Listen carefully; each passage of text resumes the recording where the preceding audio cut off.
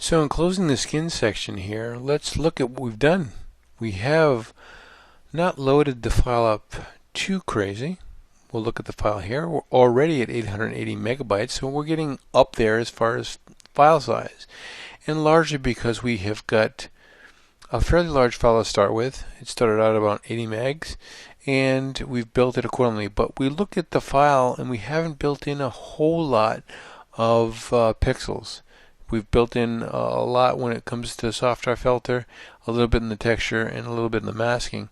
But overall, not a whole heck of a lot.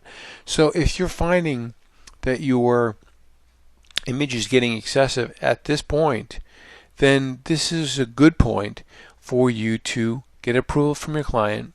Your client says that everything looks good, you get an approval, then you keep the layered file and then start a stage 2 document. So from the softening up, you're going to work from the softening up. So you flatten that file, you do a save as, and you'd save it as stage 2 start, and you'd save it as a flat TIFF, or you just flatten all the layers out and you start based on this finished approved product. So moving forward, so you have a way back, even though it's kind of there's an interrupted flow, but nevertheless you've got a way back. So in completion here, I'm going to just select all of these methods. I'm going to hold the shift key down, select them all, get my pull off menu here, new group from layers, and I'm going to call this skin. And there we have all of the skin that we've done to this file is now in one.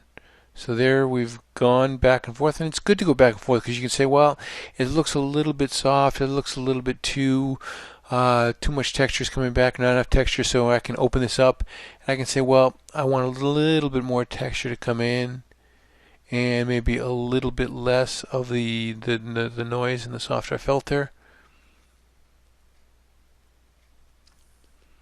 And maybe that's the combination you're looking for. But either way, we've got ways to go back to the skin. And we've got the map built in at the very top, so you can still see where we're going. So now we're going to move to the next phase, where you're going to start to see some similarities in workflow as far as combining all these adjustment layers and these different ways to enhance different parts of your retouch, and then consolidating everything into a group. And slowly we'll build this file into a completed file.